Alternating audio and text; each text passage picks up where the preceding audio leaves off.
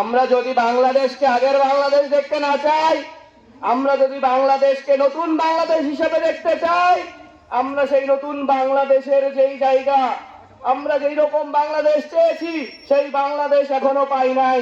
সেই বাংলাদেশ পাবো যখন জুলাই গণ অভ্যুত্থানের যেই ম্যান্ডেট, সেই ম্যান্ডেট কি?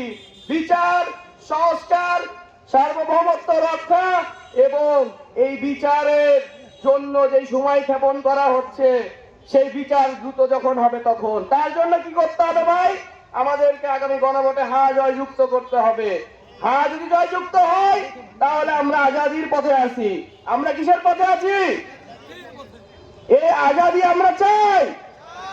আমরা ভারতীয় আধিপত্যের অনেক বিরুদ্ধে কথা বলি, কিন্তু আমরা দেখেন কথা বলতে যাই আমাদের হাজি ভাইয়ের মতো অনেক ভাই কিন্তু আগামী দিনে বুলেট নিক্ষেপ করার জন্য তাক করে আছে। কারা?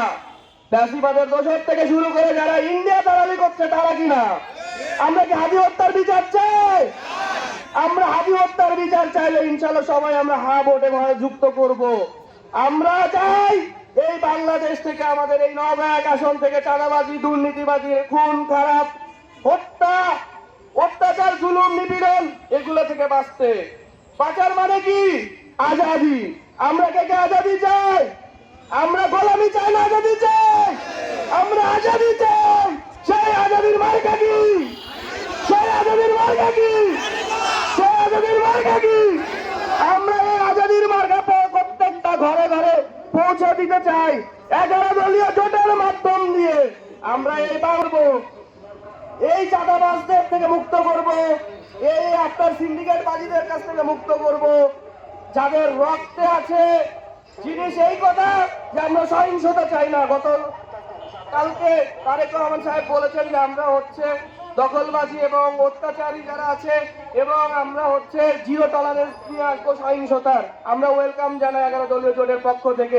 কিন্তু আমাদের ৯ আসনে গতকালকে ওনারা দলীয়গত মারামারি লেগে মাথা ফেটিয়ে ফেলছে। আমরা কি সহিংসতা চাই? সহিংসতার বিরুদ্ধে আমরা কড়া অবস্থানে থাকবো। আগামী দিনে নওগাঁর এক বাংলাদেশ হবে, নওগাঁ এক হবে, আগামী বাংলাদেশ হবে সুশাসন, সংস্কার, সার্বভৌমত্ব এবং ন্যায় ইনসাফের জায়গা। তার জন্য আমরা কার বিজয় চাই? আমরা কার বিজয় চাই? ন্যায় ইনসাফের প্রতীক কোনটি?